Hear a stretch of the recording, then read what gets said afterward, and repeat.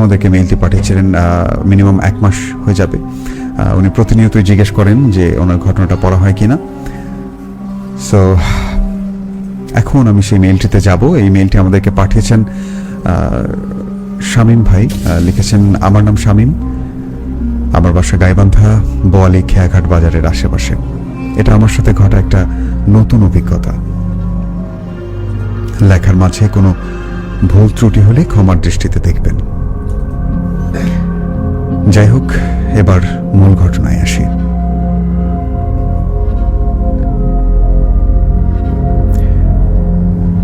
শীতের সময়, দিনটি ছিল বৃহস্পতিবার। আমি সেদিনের মতো ভোরবেলা শুনছিলাম। আমাদের বাসায় সেদিন একটা অনুষ্ঠান ছিল, তাই সেদিন রাত 12টা কি তার বেশি সময় হয়ে গেছে। হঠাৎ বাবা বলল ফুপুর বাসায় যেতে, যার কারণে আমি ফুপুর বাসায় যাচ্ছি। বলে রাখা ভালো, ফুপুর বাসায় যেতে রাস্তায় একটি শ্মশান পড়ে, যার কারণে আমি আমার ফুফাতো ভাইকে সঙ্গে নিয়েছিলাম। আমার ফুফাতো ভাই আমার চেয়ে বয়সে একটু ছোট ছিল। সেই বাড়ি যেতে একটা শ্মশান পড়ে, সেটা তো আগেই বলেছি। আমরা যখন বাড়ির দিকে যাচ্ছিলাম, যখন শ্মশানের পাশ দিয়ে যাবার সময় খেয়াল হলো শ্মশানে একজন লোক বসে আছে, তার সামনে একটি চিতা পড়ছে। শ্মশানে চিতা পড়ছে দেখে কিছুক্ষণ তাকিয়ে থাকলাম। তারপর আরো ভালোভাবে খেয়াল করলাম তার সামনে কে যেন বসে কাঁদছে। আমরা কিছু না করে অতিক্রম করে চলে গেলাম, কারণ আগামীকাল বাসায় অনেক কাজ পড়ে আছে। তাই কিছুক্ষণ পর মনে হলো কেউ যেন আমাদের আচ্ছা এরপরে বাসায় কাজ আছে ভেবে ওনারা হাঁটা শুরু করলেন। কিছুক্ষণ পর মনে হলো আমাদের পেছনে কেউ একজন হাঁটছে। আমি কৌতূহল হয়ে পেছনে তাকিয়ে দেখলাম কেউ নেই। আমি এবার মনের ভুল ভেবে আবারও আগের মতো হাঁটা শুরু করলাম। কিছুক্ষণ পর আবারও মনে হলো সেই আগের মতোই কেউ যেন পিছিয়ে হেঁটে আসছে। রীতিমতো আবারও পেছনে তাকিয়ে দেখলাম সেখানে কেউ ছিল না।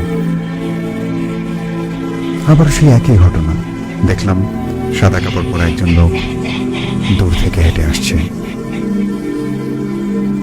আমি তার দিকে দেখছি।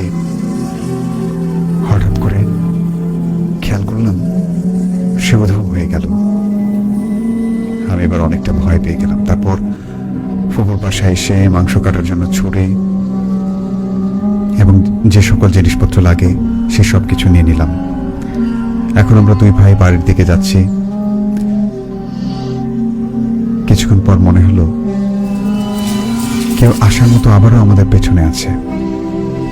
আবারও পেছনে ঘুরে দেখি, এবার দেখতে পারি একটা কালো আবছার মতো একটা জিনিস আমার দিকে তাকিয়ে আছে। বিশেষ করে সেই আবছা চোখ দুটো আগুনের মতো জল জল করছে। আসার সময় উধাও হওয়ার কথাটা মনে পড়ে যাওয়ার পর আমার একটু ভয় লাগলো। আমি মনের সাহস রেখে সূরা কালাম যতটুকু পারতাম তা পড়তে থাকলাম এবং হাঁটতে শুরু করলাম। আমরা দুজন অনেকক্ষণ হাঁটার পর মনে হলো রাস্তাটা যেন শেষই হচ্ছে না। হঠাৎ খেয়াল হলো আমরা বাড়ি থেকে শুধু আনুমানিক 500 মিটার এগিয়ে এসেছি। আমি মনে মনে ভাবছি 20 মিনিট হাঁটার পর মাত্র এইটুকু রাস্তা এলাম। মনের মধ্যে ভয়টা আরো জেগে বসতে শুরু করলো।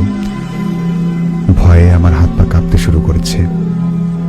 আমি আবারও খেয়াল করলাম আমার সহকারী যে ভাই ছিল সে মনে হয় কিছুই বুঝতে পারছে না।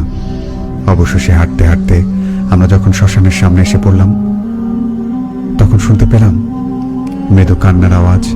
মনে হচ্ছে কেউ যেন মনে অনেক কষ্ট পেয়েছে। আমি আশেপাশে ভালো করে দেখলাম কেউ নেই। তারপর শ্মশানে যেখানে মরা পোড়ানো হয় আসার সময় দেখেছিলাম সেখানে লোক আছে, কিন্তু যাওয়ার সময় দেখলাম একটা মরা পোড়ানো হচ্ছে সেখানে। আচ্ছা উনি যাওয়ার সময় দেখেছিলেন যে একটি লাশ পোড়ানো হচ্ছে, কিন্তু আসার সময় সেখানে খেয়াল করলেন সেখানে কিছুই ছিল না। আমি সেখানে আর দেরি না করে বাসায় আসি। বাসায় আসার আগে খেয়াল হলো আমার সঙ্গে আমার যে ভাইটি ছিল সে যেন কোথায় চলে গেছে। বাসায় এসে আমি ওকে খুঁজে বের করি এবং বলি, কোথায় গিয়েছিলে? ও বলে, আমি তো কোথাও যাইনি। সে আবারও বলে, তাকে রেখে নাকি আমি চলে গিয়েছিলাম। ওনাকে ওয়াশরুম যাবে বলে শ্মশানের আগে আমাকে বলেছিল যে সে বাড়ি ফিরে যাবে। তাছাড়া সে বলে আমি নাকি ওকে বাসায় রেখে আবার একাই নাকি ওদের বাসায়, মানে অর্থাৎ ফুপুর বাসায় যাই।